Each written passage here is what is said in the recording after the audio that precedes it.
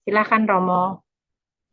Ya, selamat malam Ibu Leni dan para peserta semua. Tentu satu kebanggaan saya bisa diundang untuk memberikan pengajaran pada malam hari ini di Sekolah Spiritualitas Digital ya. Salam kenal untuk semua. Tentu saya tidak bisa sapa satu persatu. Sebelumnya saya mau coba share screen dulu ya.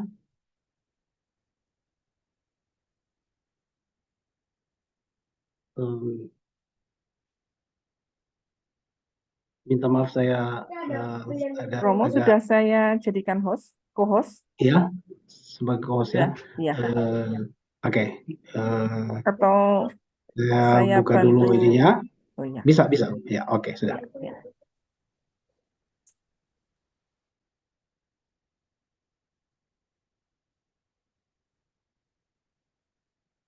Iya, oke.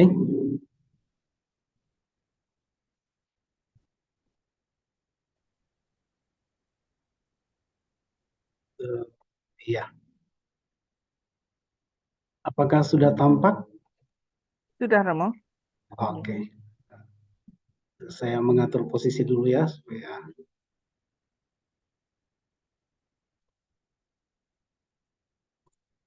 Oke. Bahan ini saya sudah share ke panitia, bisa juga di-share kepada peserta ya, biasanya seperti itu. Nah, saya diminta untuk memberikan materi pengajaran dengan judul pemaknaan sakramen pasca pandemi. Bapak Ibu, para peserta, memang bahan saya ini tentu tidak mengcover semua berkaitan dengan tema yang ditawarkan, apalagi berkaitan dengan sakramen. Kita tahu di dalam Gereja Katolik tema ini sangat luas. Kalau kita membahas satu persatu itu waktu kita tidak cukup. Juga uraian yang saya siapkan itu sifatnya semacam satu katakanlah dorongan untuk diskusi lebih lanjut, tidak semua saya bahas. Juga di sini saya menyinggung tentang dunia digital atau dunia virtual. Ini sebenarnya bukan bagian dari kompetensi saya, sehingga kalau mungkin ada istilah-istilah yang saya tidak mengerti, mungkin bisa ditanya ke orang yang lebih berkompeten. Nah, saya mulai presentasi saya. Nah, Bapak Ibu para peserta, alur berpikir saya adalah seperti ini, sederhana sekali. Jadi kita sadar bahwa sekarang kita hidup di era digital dengan teknologi digital, dan orang berbicara menghubungkan itu dengan macam-macam istilah yang sering sudah akrab dengan kita dalam kehidupan sehari-hari. Misalnya kita hidup di dalam dunia digital, kita hidup di dalam digital culture, atau kita hidup di dalam digital environment dan macam-macam. Intinya bahwa kita hidup di dalam sebuah era digital dengan perkembangan teknologi yang terus-menerus. Nah, dalam rangka itu maka sekolah ini tentu merefleksikan kenyataan ini sebagai jadi kenyataan dunia digital sebagai sumber untuk merefleksikan spiritualitas kita. Lalu di lain pihak kita telah mengalami satu masa yang namanya masa pandemi. Sekarang kita sudah berada di fase pasca pandemi, dan kita tentu semua setuju bahwa masa pandemi ini membangkitkan kesadaran atau semacam ada kebangkitan baru akan digital culture atau budaya digital ini. Dan kita tahu bahwa budaya digital atau kebangkitan dunia digital itu memberikan pengaruh yang sangat besar, bukan hanya di dalam kehidupan masyarakat, tetapi juga di dalam kehidupan gereja, secara spesifik di dalam liturgi atau bagaimana kita merayakan sakramen-sakramen. Poin yang ketiga ini memang tidak saya bahas secara spesifik, tapi sekurang-kurangnya dalam rangka spiritualitas digital, kita coba untuk melihat apa dampak atau pengaruh dari dunia digital atau perkembangan dunia digital, kesadaran baru akan pentingnya dunia digital di dalam penghayatan kita akan penghayatan religius kita, atau katakanlah pengalaman perjumpaan kita yang kita alami di dalam perayaan liturgi dan juga perayaan sakramen-sakramen. Nah, di dalam pembahasan ini saya terkadang mencampurkan antara liturgi dan sakramen, memang sengaja tidak spesifik. Saya coba untuk lihat saja bahwa ini dua hal yang katakanlah sama, liturgi dan sakramen secara umum. Nah, ini alur pembahasan. Lalu kemudian Bapak Ibu saya coba ajak kita untuk melihat secara sangat umum kenyataan dunia digital yang ya sesuatu yang sangat biasa, bahkan ini menjadi sumber macam-macam studi, refleksi dan segala macam. Nah, di dalam liturgi atau di dalam sakramen, dunia digital ini juga pengaruhnya itu tidak luput dari refleksi atau studi, ya. Apa pengaruhnya?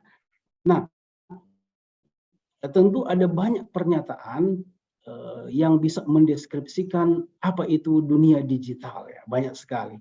Saya tertarik dengan hanya mengambil beberapa kutipan dari dokumen terbaru yang dikeluarkan oleh Komisi Kepausan untuk Media Komunikasi. Dokumennya masih dalam bahasa Inggris, mungkin akan diterjemahkan, biasanya akan diterjemahkan dalam bahasa Indonesia. Dokumennya berjudul Toward Full Presence, A Pastoral Reflection on Engagement with Social Media. Jadi menuju kepada kehadiran penuh, sebuah refleksi pastoral tentang keterlibatan kita atau bagaimana kita berperilaku atau bersikap dengan media sosial. Memang secara spesifik ini bicara tentang media sosial.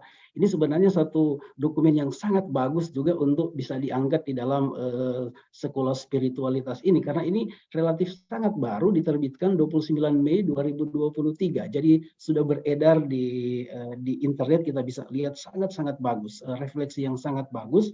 Apalagi dihubungkan titik berangkat refleksinya adalah dihubungkan dengan refleksi kitab suci, pengalaman orang Samaria yang baik hati. Oke, saya tidak masuk di situ. Nah, saya coba untuk melihat beberapa kutipan dari dokumen itu tentang gambaran realitas digital. Dikatakan bahwa kita hidup di dalam sebuah digital age, dari sebuah masa digital, kita hidup di dalam sebuah digital world atau dunia digital, kita hidup di dalam budaya digital. Kutipan lain, teknologi digital dapat meningkatkan efisiensi kita, meningkatkan ekonomi kita, membantu kita untuk memecahkan masalah yang sebelumnya tidak dapat diatasi. Kutipan berikut, revolusi digital memperluas akses terhadap informasi, memperluas kemampuan kita untuk terkoneksi satu sama lain di luar batasan ruang fisik. Ini kan satu kenyataan yang terjadi sekarang.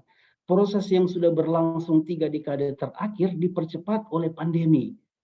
Aktivitas-aktivitas seperti pendidikan, pengajaran, seperti yang malam ini sementara terjadi, yang biasanya dilakukan secara langsung, kini dapat dilakukan dari jarak jauh. Seperti yang sementara kita alami. Juga kutipan lain adalah ini, dengan munculnya web 5.0 dan kemajuan komunikasi lainnya, peran kecerdasan buatan artificial intelligence dalam beberapa tahun ke depan akan semakin mempengaruhi pengalaman kita tentang realitas. Kutipan lain, kita menyaksikan perkembangan mesin yang bekerja dan membuat keputusan untuk kita, yang dapat mempelajari dan memprediksi perilaku kita. Sensor pada kulit kita yang dapat mengukur emosi kita, mesin yang menjawab pertanyaan kita dan belajar dari jawaban kita, atau menggunakan daftar ironi dan berbicara dengan suara dan ekspresi mereka yang tidak lagi bersama dengan kita. Nah, Bapak Ibu para peserta, tentu ini hanya contoh-contoh kutipan, tentu mungkin Bapak Ibu lebih tahu lagi gambaran deskripsi tentang dunia digital. Saya hanya menampilkan apa yang disinggung di dalam dokumen terbaru itu berkaitan dengan dunia digital. Nah, ini menyadarkan kita bahwa sekarang sebagian umat manusia, termasuk kita, itu tenggelam di dalam lingkungan digital dengan cara yang biasa, bukan lagi hal yang luar biasa, tetapi dunia digital ada hal yang biasa dan itu terus-menerus. Dan kita menyadari bahwa dunia digital ini bukan lagi sebagai satu sarana yang kita gunakan, bukan sekedar menggunakan sarana komunikasi, tetapi kita ada di dalam sebuah era di mana kita hidup di dalam budaya yang sangat digital. Mungkin 10 tahun yang lalu kita masih berbicara tentang menggunakan media komunikasi. Sekarang kita harus berbicara tentang kita hidup di dalam sebuah budaya yang sangat digital. Nah, Bapak Ibu, para peserta, kenyataan ini saya menulis dalam huruf yang besar, memiliki dampak mendalam pada gagasan kita tentang ruang dan waktu, pemahaman kita, pemahaman orang lain dan dunia, tentang cara berkomunikasi, untuk belajar, cara untuk menginformasikan diri, cara untuk masuk di dalam relasi satu sama lain. Jadi dampaknya begitu luas. Nah, dalam konteks lingkungan digital seperti ini, dan ini yang tentu bagian dari spiritualitas digital, barangkali atau mungkin pasti cara pandang manusia terhadap Tuhan dan relasinya dengan Tuhan mungkin atau pasti ikut dipengaruhi. Nah, ini mungkin pertanyaan spiritualitas digital. Nah, pertanyaannya untuk pengajaran ini, biarpun saya tidak akan menjawab secara langsung, katakanlah ini bisa menjadi sebuah diskusi tersendiri. Pertanyaannya adalah bagaimana lingkungan atau dunia digital mempengaruhi juga cara kita berkomunikasi dengan Tuhan atau cara kita mengalami kehadiran Tuhan dalam perayaan liturgis atau sakramen. Atau bisa juga kita merumuskan pertanyaan atas cara lain ya. Apakah dunia digital mempengaruhi cara kita berkomunikasi dengan Tuhan? Apakah dunia digital mempengaruhi cara kita mengalami kehadiran Tuhan di dalam perayaan liturgis dan sakramen? Bapak Ibu, saudara-saudari, para peserta, kita tinggalkan dulu pertanyaan ini, memang tidak dimaksudkan untuk dijawab secara keseluruhan, barangkali di dalam diskusi-diskusi kita bisa angkat, dan pada bagian terakhir saya akan kembali lagi sedikit menyentil pertanyaan ini. Nah, tentu saya tidak membahas tema-tema itu dari pendapat saya secara pribadi, tapi dalam uraian selanjutnya saya akan menelusuri dokumen-dokumen atau pernyataan-pernyataan resmi gereja yang berkaitan dengan tema ini.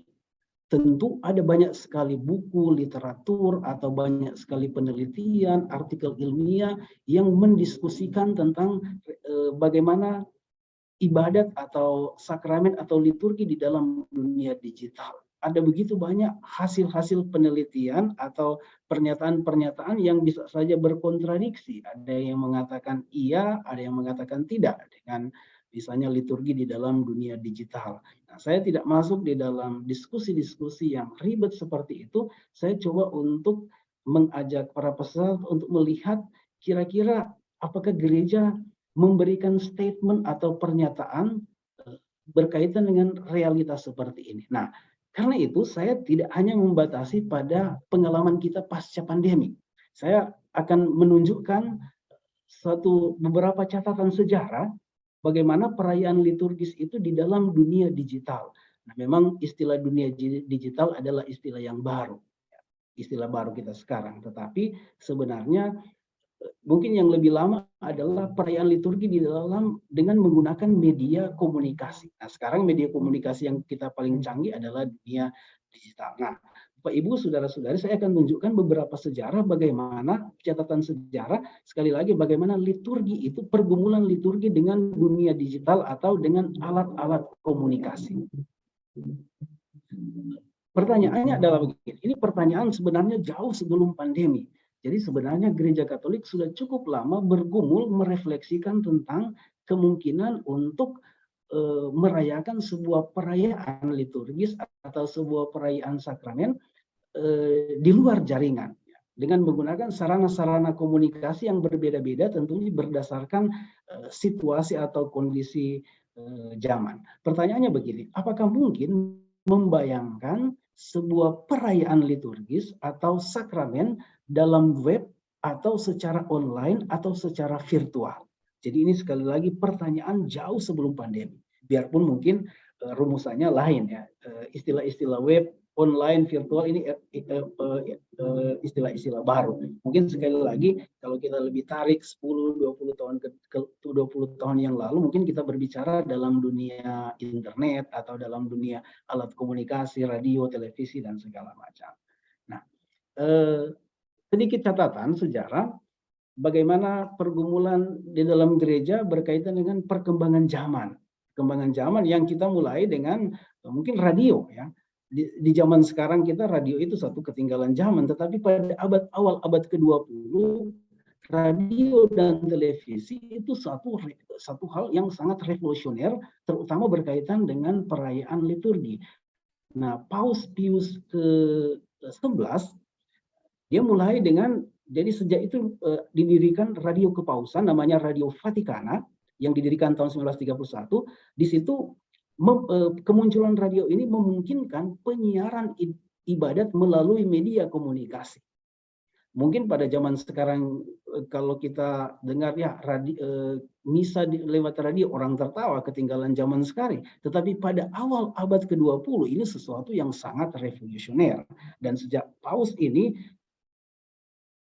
penyiaran ibadat sudah dimungkinkan dengan media komunikasi. Jadi bukan lagi ibadat perayaan sakramen yang klasik yang dirayakan dengan partisipasi langsung. Juga yang berikut adalah Paus Pius ke-12. Ini Paus ini untuk pertama kalinya memimpin misa yang disiarkan secara langsung melalui media televisi di Notre Dame de Paris. Jadi sekali lagi mungkin kita untuk sekarang hal yang kolot sekali ya, ketinggalan zaman. Tapi pada zaman itu 1948 satu hal yang sangat revolusioner bahwa umat bisa mengikuti perayaan Ekaristi yang disiarkan melalui televisi, dan bahkan Paus sangat mendukung perayaan liturgi yang disiarkan melalui radio dan televisi dengan dua alasan. Dikatakan bahwa radio dan televisi dapat menawarkan kemungkinan yang tak terduga untuk pewartaan Injil. Yang kedua, radio dan televisi bisa jadi ibadat atau perayaan yang disiarkan melalui radio dan televisi bisa memberikan bantuan besar bagi orang-orang yang lanjut usia dan orang-orang yang sakit yang terhalang untuk mengikuti perayaan secara langsung. Nah, Bapak Ibu, saya hanya mengutip beberapa pernyataan dari dokumen-dokumen gereja, lalu kita memiliki satu dalam liturgi atau sakramen, tentu kita mengenal satu dokumen yang sangat penting yang dikeluarkan oleh Konsili Vatikan kedua, namanya Sacrosanctum Concilium 1963. Ini dokumen tentang pembaharuan liturgi.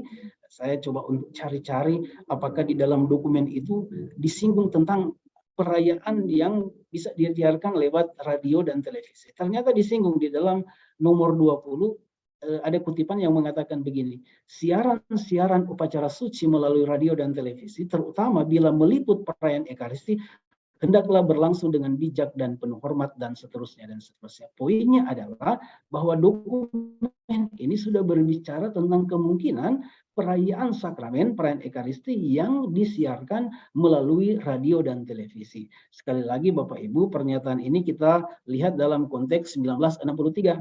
Pada zaman itu, radio dan televisi, apalagi kalau misa atau disiarkan melalui radio dan televisi, itu sesuatu yang sangat-sangat revolusioner dan inovatif. Lalu kemudian kita sedikit maju pada 1971, ini waktu yang masih cukup jauh dengan kita, Komisi Kepausan untuk Komunikasi Sosial menerbitkan sebuah instruksi pastoral namanya Communio et Progressio. Di situ juga disinggung tentang penggunaan atau kemungkinan untuk mengikuti misa dengan menggunakan sarana-sarana atau media komunikasi sosial. Saya langsung saja ke kutipan yang kedua, dikatakan selain itu siaran-siaran itu juga atau siaran-siaran yang diberikan melalui media komunikasi, siaran-siaran misa lewat radio atau televisi, membantu orang-orang sakit dan orang-orang lanjut usia yang tidak bisa mengambil bagian secara langsung di dalam kehidupan gereja. Siaran-siaran misa dan perayaan-perayaan liturgi lainnya harus dimasukkan ke dalam siaran religius dan hendaknya dipersiapkan dengan hati-hati dan lain-lain dan lain-lain. Jadi pada tahun 1970 sudah berbicara tentang siaran-siaran misa dan siaran-siaran perayaan lainnya. Yohanes Paulus kedua, ini paus yang memiliki relasi baik dengan media. Kita tentu masih mengalami, kadang-kadang kita mengikuti misa paus di Vatikan dengan melalui media televisi. Perayaan-perayaan liturgi yang dipimpin oleh paus semakin sering disiarkan melalui media radio atau televisi. Bahkan upacara penguburan paus di Vatikan, kita bisa ikuti, bahkan di pelosok-pelosok sejauh ada alat komunikasi, mungkin radio atau televisi. Nah, kita beralih ke Paus berikut, Paus Benediktus ke-16, dalam sebuah dokumen namanya Sacramentum Caritatis 2007, juga di situ disinggung. Dikatakan begini, dalam dokumen itu ada satu kutipan yang mengatakan, berkat perkembangan yang mengagumkan dari media komunikasi, kata partisipasi, nah Bapak Ibu, dalam konteks liturgi dan sakramen, kata partisipasi ini satu istilah kunci, jadi partisipasi aktif. Nah, Paus sudah melihat bahwa kata ini, kata partisipasi, telah memiliki makna yang lebih luas pada dekade ini. Memang tidak dijelaskan apa maksudnya, tetapi kita pasti langsung menebak kalau partisipasi secara klasik itu kan berarti kehadiran secara fisik. Nah, Paus pasti di sini karena dia menyinggung tentang media komunikasi, pasti yang dia bayangkan adalah partisipasi secara tidak langsung. Yang kita sebut sekarang partisipasi secara virtual atau partisipasi online. Jadi sekali lagi jauh sebelum COVID sudah ada dokumen-dokumen yang coba untuk melihat kemungkinan-kemungkinan baru gitu. Nah, Paus melanjutkan, dengan gembira kita semua mengakui bahwa media telah membuka kemungkinan-kemungkinan baru untuk perayaan Ekaristi. Nah, apa yang katakanlah telah disinggung di dalam dokumen ini lalu memang menjadi hal yang menjadi kenyataan atau bahkan menjadi sangat populer setelah pengalaman pandemi COVID-19.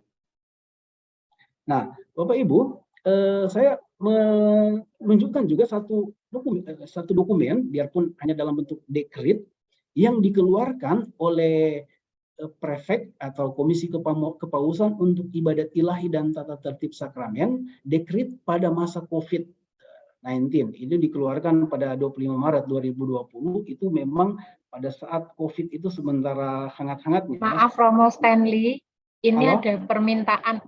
ada permintaan dari beberapa peserta, suaranya diperkeras sedikit. Oh. Ya, dari berarti Larantuka, kemudian dari Bu Meli, gitu Romo. Oh, mesti dipercepat. Ini bisa, kalau suara saya ini bisa kedengaran nggak? Kalau di tempat saya terdengar jelas, tapi ini ada beberapa yang dari Larantuka, kemudian satu lagi dari Bu Meli, Romo. Di tempat Ibu Bapak lainnya, ya. Terima kasih Romo. Oke, terima kasih ya.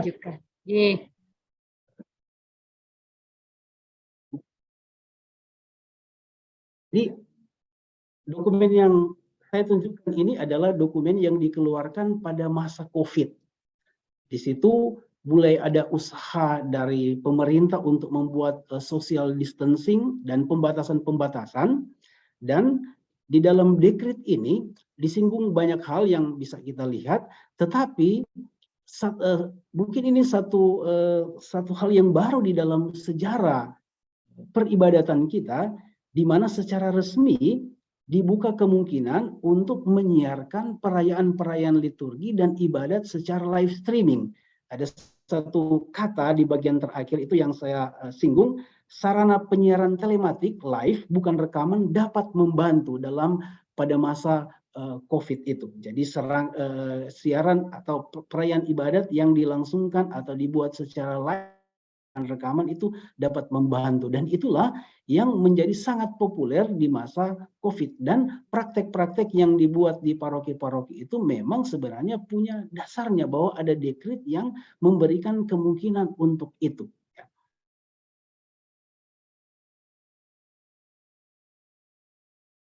Pertanyaannya begini, jadi ternyata jauh sebelum COVID sudah ada usaha berkaitan dengan perkembangan-perkembangan baru, sudah ada usaha untuk merayakan perayaan liturgis atau sakramen tidak secara langsung, tetapi dengan menggunakan media komunikasi atau juga secara lebih modern lagi dengan menggunakan kecanggihan teknologi web atau teknologi digital internet. Nah, pertanyaannya adalah begini. Bagaimana kita menilai perayaan liturgi atau perayaan sakramen yang dirayakan secara virtual atau dirayakan secara digital atau dirayakan secara online? Nah, Bapak Ibu, ada banyak sekali pro kontra jawaban atas pertanyaan ini. Tentu ada yang menilainya itu secara negatif, ada yang menilai secara positif. Ada yang mengatakan ya bahwa liturgi sakramen secara online ya, ada yang mengatakan tidak dengan macam-macam argumen. Nah, saya tidak masuk kepada perdebatan seperti itu. Nah, saya akan coba untuk menelusuri lagi beberapa pernyataan resmi gereja tentang bagaimana kita menilai perayaan liturgi atau sakramen yang dirayakan secara virtual atau digital. Beberapa saja sejauh saya bisa sumbernya tersedia.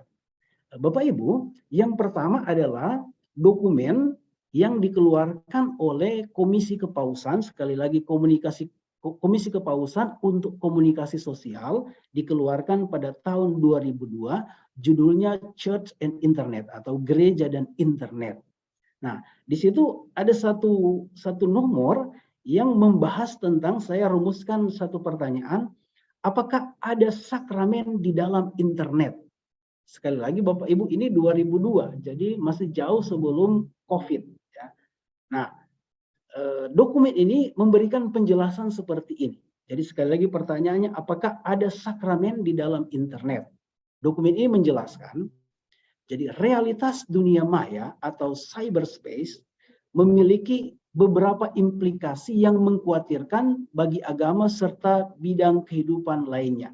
Sebelum saya lanjutkan, ini satu kutipan ya. Memang kutipannya itu bernada negatif, tetapi di dalam bagian-bagian lain dari dokumen ini ada begitu banyak sekali penilaian yang sangat positif terhadap internet. Nah, ini bagian ini sedikit bernada negatif berkaitan dengan sakramen. Saya lanjutkan. Realitas virtual atau dunia virtual bukanlah pengganti kehadiran nyata Kristus dalam Ekaristi. Itu dikatakan. Realitas sakramen juga sakramen-sakramen lain. Dan ibadat bersama dalam komunitas manusia tubuh dan darah. Lalu ada satu pernyataan yang saya bold dengan underscore. Tidak ada sakramen di internet. Dikatakan di dalam dokumen itu. Dan bahkan pengalaman religius yang memungkinkan di sana, yang dimungkinkan di sana atas rahmat Tuhan, dikatakan tidak memadai jika terlepas dari interaksi dunia nyata dengan orang-orang beriman lainnya. Ini penjelasan dari dokumen ini. Bapak Ibu, saya tidak bermaksud untuk kita hafal, tapi poinnya adalah itu. Jadi tidak ada sakramen di internet dan sakramen itu sesuatu yang dialami di dalam interaksi dunia nyata dengan orang-orang beriman lain. Lalu kemudian kembali lagi kepada dokumen dari Paus Benediktus ke-16 2007, tadi sudah disinggung tentang Sacramentum Caritatis. Di situ ada beberapa kutipan yang saya tampilkan. Yang pertama adalah dikatakan begini, berkenaan dengan nilai mengikuti misa melalui media komunikasi, mereka, umat atau siapapun yang mendengar atau menyaksikan siaran itu harus menyadari bahwa dalam keadaan normal mereka tidak memenuhi kewajiban menghadiri misa. Jadi dengan kata lain, dalam keadaan normal orang mengikuti misa secara virtual, secara online tidak memenuhi kewajiban menghadiri misa pada hari Minggu. Yang kedua, sangat terpuji bahwa orang tua, lanjut usia, dan orang-orang sakit berpartisipasi dalam misa pada hari Minggu melalui radio dan televisi. Namun hal yang sama tidak berlaku bagi orang-orang yang sehat tentunya ya. Jadi poinnya adalah mengikuti misa secara online atau lewat media komunikasi terutama dikhususkan bagi orang-orang yang sakit dan orang-orang yang lanjut usia yang terhalang untuk mengikuti secara langsung. Lalu Bapak Ibu para peserta, saya mengutip juga satu dokumen, biarpun dalam bentuk surat, yang dikeluarkan oleh Kongregasi Ibadat Ilahi, yang diberikan kepada para uskup seluruh dunia, ini masih dalam situasi COVID, diterbitkan tahun 2020. Judulnya adalah let us return to the Eucharistic with joy. Jadi mari kita kembali ke Ekaristi dengan sukacita. Jadi atas persetujuan Paus Fransiskus pada tanggal 3 September 2020 Kongregasi Ibadat Ilahi mengeluarkan surat ini. Nah, beberapa pokok, ini banyak sekali pokoknya, tapi saya cuma memilih ada beberapa. Yang pertama dikatakan begini di dalam surat itu. Misa virtual tidak dapat dibandingkan dengan kehadiran fisik dari umat beriman di dalam perayaan liturgi. Ibadat virtual tidak dapat menggantikan atau tidak dapat dibandingkan dengan partisipasi pribadi atau partisipasi langsung di dalam liturgi. Sekarang, jadi pada waktu itu 2020, ada kebutuhan mendesak untuk kembali ke pengalaman normal kehidupan Kristiani melalui kehadiran fisik umat beriman di dalam misa. Nah, Bapak Ibu, saudara-saudara yang terkasih, memang kita menyadari bahwa apa yang dikatakan di dalam dokumen ini menjadi kenyataan sekarang, bahwa setelah COVID berakhir, pada akhirnya semua kembali kepada perayaan yang dihadiri secara fisik, perayaan yang dihadiri oleh umat di dalam kebersamaan, perayaan yang dirayakan di dalam gedung-gedung gereja secara fisik. Yang terakhir adalah saya kembali lagi kepada dokumen yang terbaru ini. Dokumen yang dikeluarkan oleh Komisi Kepausan untuk Komunikasi Sosial tanggal 29 Mei 2023.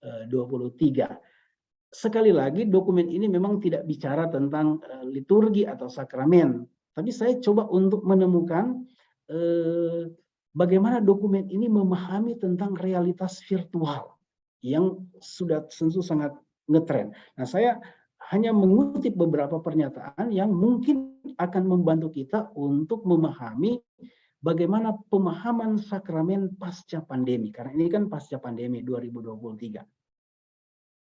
Saya membacakan beberapa pernyataan kutipan. Yang pertama, sebagai orang percaya kita dipanggil untuk menjadi komunikator yang bergerak secara sadar menuju ke arah perjumpaan. Jadi Bapak Ibu, dokumen ini sangat menekankan istilah perjumpaan. Tentunya yang dimaksudkan adalah perjumpaan real. Dalam cara ini kita dapat mencari perjumpaan yang berarti, yang langgeng, lebih dari sekedar perjumpaan yang dangkal dan sementara.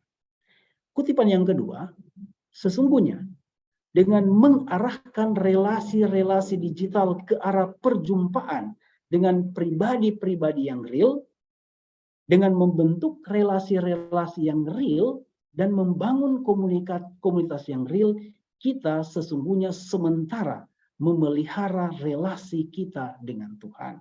Nah, Bapak Ibu bisa lihat saya memberikan garis bawah, ini kata-kata kunci. Pribadi-pribadi yang real, relasi-relasi yang real, komunitas yang real. Dan ini menjadi prasyarat relasi kita yang sesungguhnya dengan Tuhan. Lalu kemudian kutipan yang ketiga adalah relasi kita dengan Tuhan harus dipelihara melalui doa dan kehidupan sakramental gereja yang karena hakikatnya tidak pernah dapat direduksi atau tidak pernah dapat disamakan dengan semata-mata pada wilayah digital.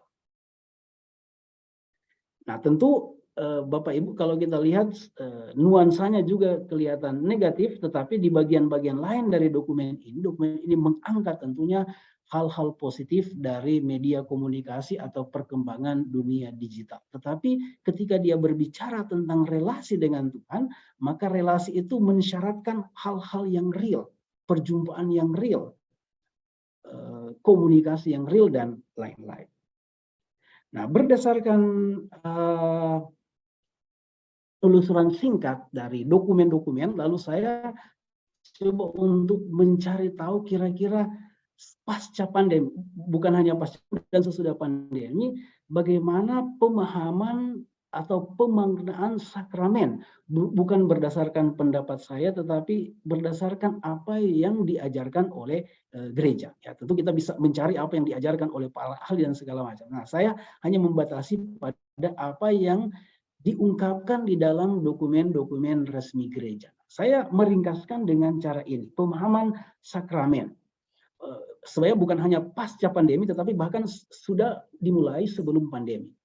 Bapak Ibu bisa dilihat di bagian lingkaran yang paling tengah di situ ada kalimat perjumpaan dengan Tuhan yang menguduskan dan menyelamatkan. Nah, itu sebenarnya pengertian secara umum tentang sakramen. Tentu ada banyak sekali pengertian yang kadang-kadang ribet. Saya coba sederhanakan. Sakramen itu adalah sebuah sarana atau peristiwa perjumpaan manusia dengan Tuhan, Tuhan yang menguduskan dan menyelamatkan. Kira-kira itu ya. Tentu masih banyak sekali pengertian tentang sakramen, tapi saya hanya ringkaskan dalam kalimat yang sederhana.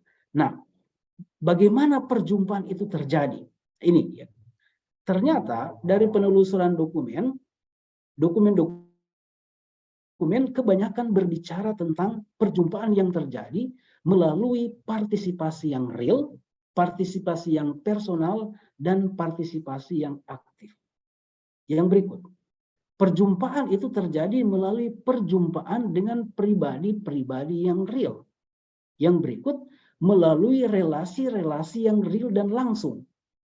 Melalui simbol atau tindakan-tindakan yang real. Melalui komunitas gereja yang real dengan tempat yang real.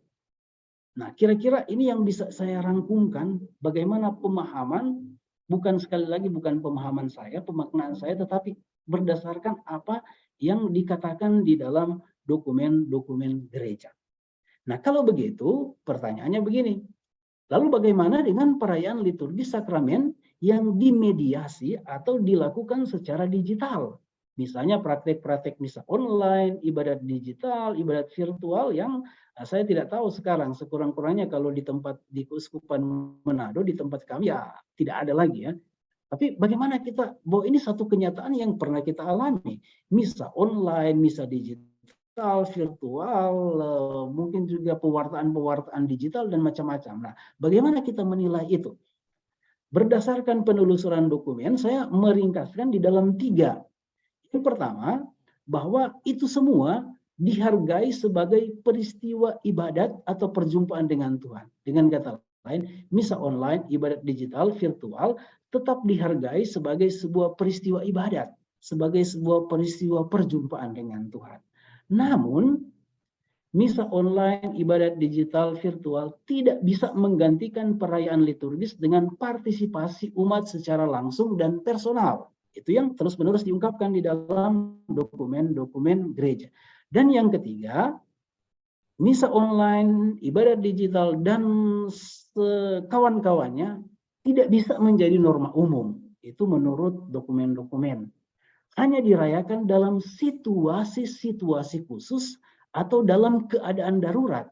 Karena itu perlu pengaturan khusus. Dan karena pengaturan itu bisa ada batas waktunya. Ini kira-kira ada 3 kesimpulan yang bisa saya lihat, lalu bagaimana kita menilai itu. Nah, Bapak Ibu, lalu pertanyaannya bagaimana selanjutnya? Apakah kita hanya sampai di sini? Nah, saya secara kreatif coba untuk melanjutkan pembahasan ini, bukan lagi berdasarkan apa yang dikatakan oleh dokumen gereja, tetapi berdasarkan apa yang bisa menjadi refleksi saya berkaitan dengan spiritualitas digital. Nah, ini. Sekarang pertanyaannya adalah, ini saya kembali lagi ke pertanyaan yang diajukan pada awal, bagaimana lingkungan digital atau bagaimana perkembangan teknologi mempengaruhi cara manusia atau cara kita mengalami Tuhan di dalam perayaan liturgis dan sakramen. Nah, saya coba untuk tunjukkan beberapa kemungkinan untuk refleksi, biarpun mungkin di dalam praktis yang memang mengikat semua itu agak sulit, tetapi sekurang-kurangnya satu bahan refleksi untuk melihat ada spiritualitas liturgis atau sakramen tertentu di balik kenyataan dunia digital.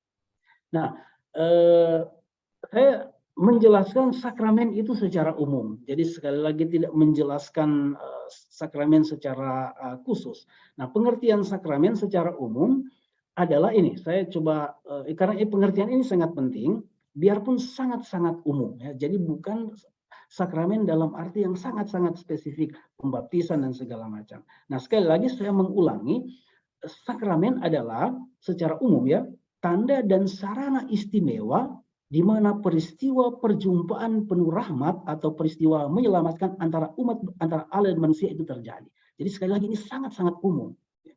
Yang kedua, sakramen berarti perjumpaan penuh rahmat itu dimediasi atau terjadi melalui simbol-simbol suci, melalui tindakan-tindakan manusiawi dan sarana-sarana ciptaan.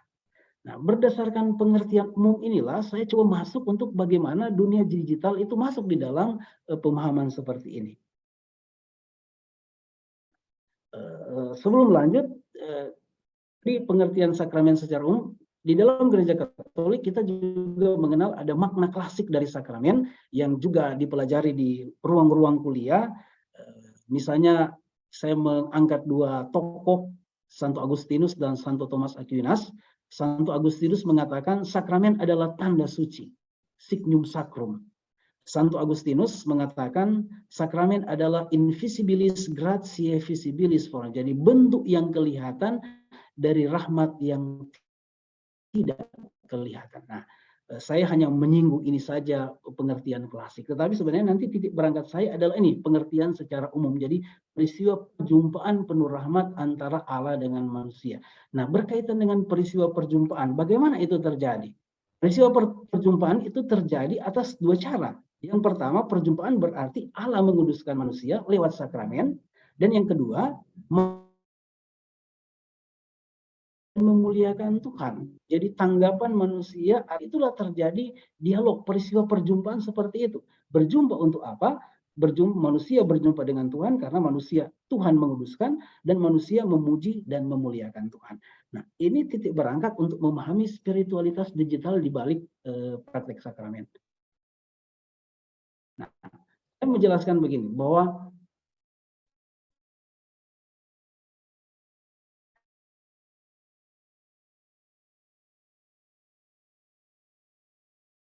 banyak media itu berarti berbagai sarana. Jadi perjumpaan itu bisa terjadi multimedia atas banyak cara. Dengan banyak cara atau dengan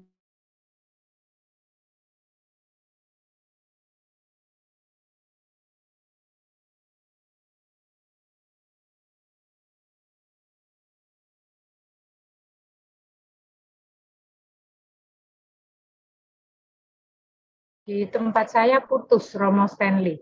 Iya, Pak Eko, tuh. Iya, internetnya sama, juga sama. putus, udah stabil. Oh iya, kita tunggu ya.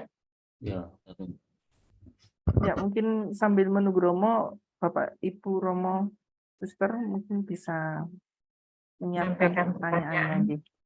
Iya. Listriknya padam sana. Oh iya. Ya, kita tunggu. Silahkan Romo, Ibu Bapak boleh menyampaikan pertanyaannya via chat. Nanti akan kami bacakan. Sambil menunggu Romo Stanley.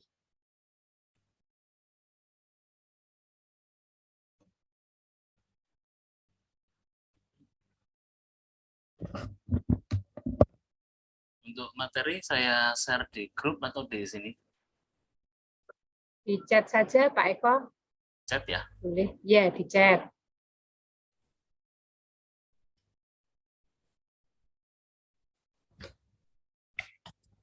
Nah, Romo sudah bergabung. Ya. Ya, Romo. Itu saya terlempar. Ya, Romo, silahkan. Aku sudah supaya saya sedikit pausa. Ini apakah sudah bisa saya coba hubungkan lagi ya? Sebentar, Ya, Romo. Minta maaf ya. Iya, tidak apa-apa Romo. Karena kondisi jaringan.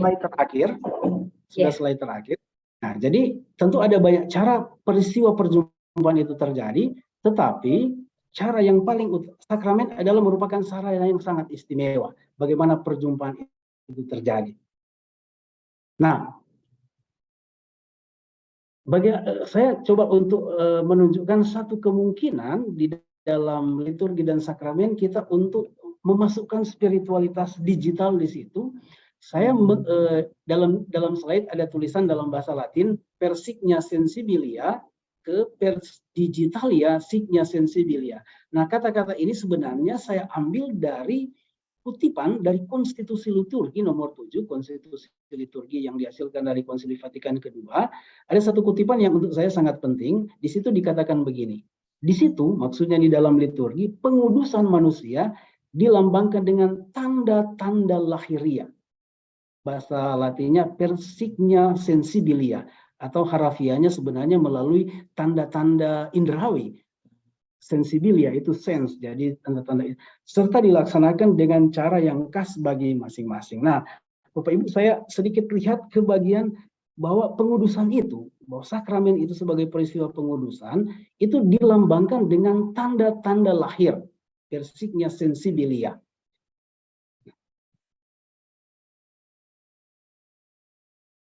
Apa yang dimaksud dengan tanda-tanda lahir atau sensibilia? Jadi tanda-tanda yang indrawi, berarti sakramen atau kehadiran Tuhan, Tuhan yang menguduskan itu terjadi atas banyak cara. Berarti terjadi dengan memanfaatkan indera kita. Bahwa perjumpaan itu terjadi dengan pendengaran, dengan melihat, dengan mencium, dengan menyentuh, dan segala macam. Dan itu semua terjadi. Nah, kalau kita melihat kata-kata itu, memang tidak secara langsung bicara tentang digital dan dunia digital, tetapi untuk saya di balik kata tanda-tanda lahiria mungkin kita bisa juga memasukkan di situ tanda-tanda digital. Jadi dunia digital kan memang mungkin misalnya kalau kita mengikuti misa online mungkin ada panca indera lain yang terlibat di situ. Mungkin sentuhan-sentuhan tidak terjadi, tetapi yang terjadi adalah misalnya melalui penglihatan kita, melalui pendengaran kita. Dan itu adalah tanda-tanda lahiria atau tanda-tanda sensibilia atau tanda-tanda yang berkaitan dengan panca indera kita. Nah, sekarang saya coba memahami secara baru sekarang, secara pandemi kita, jadi kesadaran baru itu muncul bahwa perjumpaan itu bisa terjadi multimedia. Jadi perjumpaan dengan Tuhan itu bisa terjadi atas berbagai cara. Bahkan cara Allah menguduskan manusia dan manusia memuliakan Tuhan itu bisa terjadi atas berbagai cara, multimedia. Nah, karena itu saya menyimpulkan bahwa pasca pandemi di dalam dunia sekarang kita hidup di dalam Allah menguduskan manusia melalui tanda-tanda lahiria dan tanda, mungkin juga kita bisa menambahkan tanda-tanda lahiria digital, per digitalia signia sensibilia. Juga di dalam kita hidup di dalam sebuah kesadaran baru, di dalam liturgi dan di dalam sakramen, manusia atau kita bisa memuji dan memuliakan Tuhan melalui tanda-tanda lahiria digital, per digitalia signia sensibilia. Dan yang terakhir, Bapak Ibu, saudara-saudara yang terkasih, peristiwa perjumpaan dengan Tuhan, dan itulah sakramen, perjumpaan yang menguduskan, bisa juga terjadi melalui tanda-tanda lahiria dan digital, per digitalia signia sensibilia. Akhirnya presentasi pengajaran saya selesai. Sekali lagi tentu ini tidak bisa merangkumkan semua atau mungkin menjelaskan semua yang kita harapkan. Sekurang-kurangnya yang bisa saya jelaskan ini bisa memancing diskusi, tapi mungkin refleksi kita untuk menemukan bahwa ada spirit, ada roh di balik dunia digital, tetapi juga lebih berkaitan dengan, jadi ada spiritualitas juga, di balik perayaan sakramen atau liturgi yang dirayakan secara di dalam dunia digital, tentu dengan catatan-catatan yang saya sudah sampaikan pada awal. Itu saja yang bisa saya sampaikan, Mbak Leni, saya serahkan ke